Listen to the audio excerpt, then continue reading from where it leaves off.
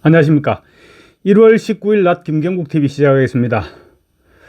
헌정사상 초유의 현직 대통령 구속 사태가 끝내 현실화되고 말았습니다. 윤석열 대통령이 12.3 비상계엄을 선포한 지 47일 만의 일입니다. 전 국민이 나서서 구속 반대를 외쳤지만 좌파들의 소굴인 서부지법은 끝내 정치 판결을 내렸습니다. 당장 판결 직후 흥분한 군중들이 서부지법으로 난입했고 국민들의 반발은 지금 극대화되고 있습니다.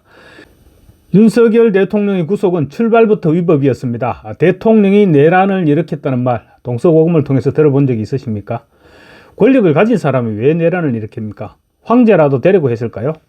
말도 안 되는 혐의입니다. 그런데 내란죄 수사 권한도 없는 공수처가 관할 법원이 아닌 서부지법에서 체포영장을 신청해서 불법으로 발부받은 체포영장으로 4,000명의 경찰을 동원해서 현직 대통령을 체포를 했습니다.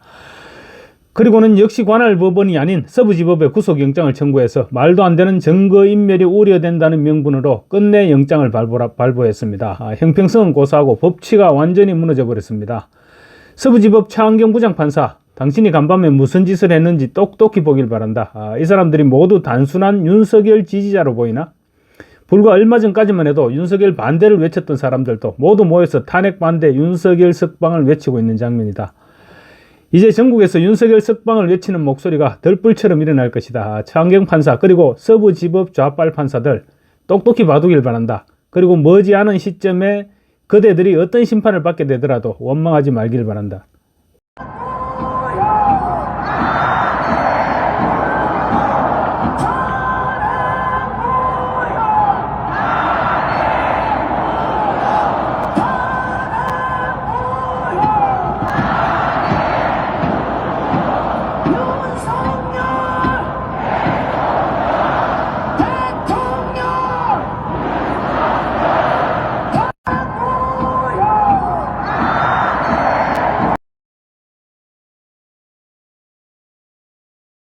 윤 대통령에 대한 국민적 열망은 이미 확인됐습니다. 어제 하루로 끝날 일이 아니고 이제 시작됐다고 봐야 될 것입니다. 이 체제 전쟁은 그렇지만 처음부터 승패가 결정되어 있는 전쟁입니다. 복면으로 얼굴을 가린 친중 경찰의 힘으로 국민 저항권을 방해할 수는 없을 것입니다. 이제 국민들은 일어설 것이고 내가 살아갈 미래를 그리고 자식들과 손자들의 미래를 그대로 방치하지는 않을 것입니다. 이미 어제 전국적으로 저항의 불길이 퍼지기 시작했습니다. 서울, 대구, 부산, 대전, 심지어 전주에서도 저항의 불길이 피어오르고 있습니다. 어제 법원의 구속영장 발부는 윤갑근 변호사의 말 맞다나 그 흔한 사법부의 판결을 존중한다. 이런 말조차 꺼내기 어려운 엉터리 판결이었습니다. 사실 서부지법으로 청구된 구속영장이 기각될 것이라는 판단은 많은 사람들이 그렇게 판단하지 않았을 것입니다. 그래도 새빨간 색깔이 드러난 영장 전담 판사가 아니고 당직 판사라는 점에서 한가닥 기대를 걸었지만 좌빨들 소굴에 양심 있는 판결을 기대한 자체가 잘못이었습니다.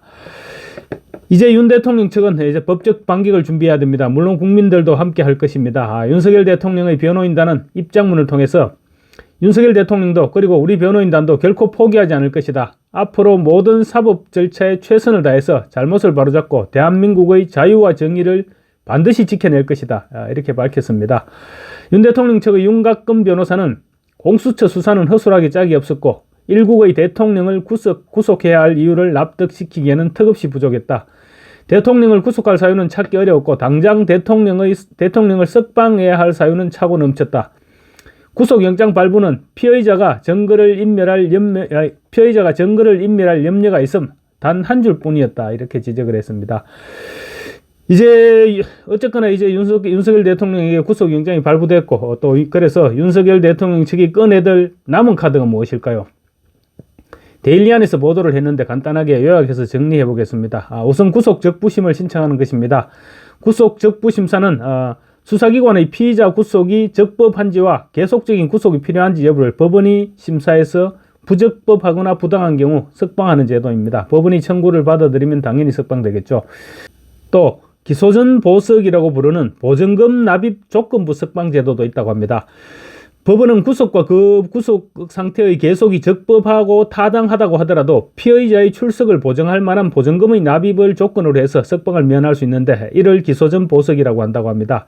다만 증거인멸 우려가 있을 경우에는 조건부 석방을 명할 수 없는데 이번 구속영장 발부 사유의 핵심이 증거인멸 우려라는 점인데 아마도 구속 적부심을 신청할 경우 핵심 쟁점이 될 것으로 보입니다. 윤 대통령 측은 구속 적부심을 청구할 경우 체포 적부심 청구할 때와 마찬가지로 서울중앙지법으로 청구할 것으로 보입니다. 그리고 또 재판에 넘겨진 뒤에는 불구속 상태에서 재판을 받게 해달라면서 법원에 보석을 청구할 수도 있습니다. 현 상황을 기준으로 할 경우 허용 가능성이 높다고 보기는 어렵지만 구속 사유가 소멸됐음을 이유로 법원에 구속 취소를 청구하는 방안도 있습니다. 긴급한 사정을 이유로 구속 집행을 정지해달라고 요구하는 구속 집행 정지를 청구할 수도 있다고 데일리하는 보도하고 있습니다. 그렇지만 윤 대통령의 최후의 카드, 히든 카드가 아니라 오픈된 최후의 카드는 바로 국민입니다. 국민들이 저항권으로 맞설 것입니다. 법원의 영장 발부는 국민에 대한 선전포고나 다름없습니다. 어제만 해도 경찰 추산으로 무려 5만 명이 서부지법 앞에 모여서 불법적인 구속영장 청구를 규탄했습니다.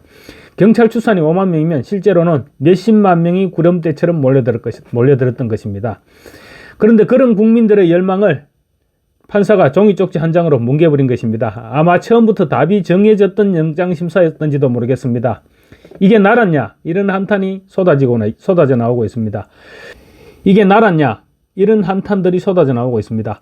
윤 대통령에 대한 구속영장이 발부되자 분노한 지지자들이 서부지법에 난입해서 격렬하게 항의했습니다. 경찰은 진압복을 갖추고 경찰봉으로 무장한 1,400명을 투입해서 진압에 나섰고 46명을 현행범으로 체포했습니다.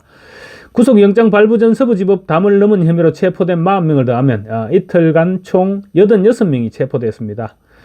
법원 난동은 헌정사상 초유의 일이었습니다. 물론 절대로 일어나서는 안 될 일이었습니다. 그렇지만 군중들이 흥분한 탓도 있지만 법치를 무시하고 정치를 한 법원이 자초한 결과이기도 합니다.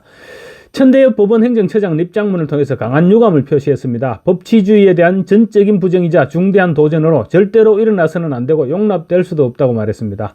과연 법원이 이런 말을 할 자격이 있는지부터 살펴봐야 할 것입니다. 서부지법의 온갖 폐악질에는 입을 닫고 있다가 이제 와서 법치를 내세우고 있는데 어떤 국민이 이를 순수하게 받아들일 수 있겠습니까? 천대엽 처장은 또 분쟁과 그 시시비비는 헌법이 정한 사법 절차에 따라 이루어져야만 우리 사회의 근간인 법치주의가 유지될 수 있다고 말했습니다. 천대엽 처장이 말한 헌법이 정한 사법 절차가 무너졌을 때 국민은 어디에 호소를 해야 됩니까? 중대범죄 혐의로 다소의 재판을 받고 있는 이재명은 물론이고 대법원에서 징역형이 확정돼서 수감 중인 조국에 대해서는 사법부가 방어권 보장을 이유로 불구속 수사를 허용하더니 현직 대통령은 말도 안 되는 논리로 구속시킨 것이 헌법이 정한 사법 절차인지 묻지 않을 수 없습니다.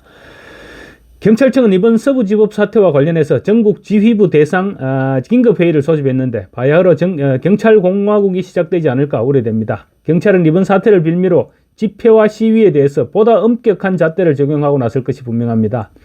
민주노총의 불법 시위에는 그토록 관대했던 경찰이 평화 시위를 하는 시민들을 자극하고 폭력적으로 진압하지 않을까 심히 우려되는 부분입니다.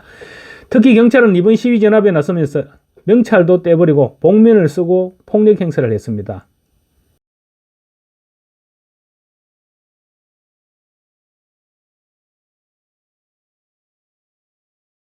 경찰이 이래도 되는 것입니까?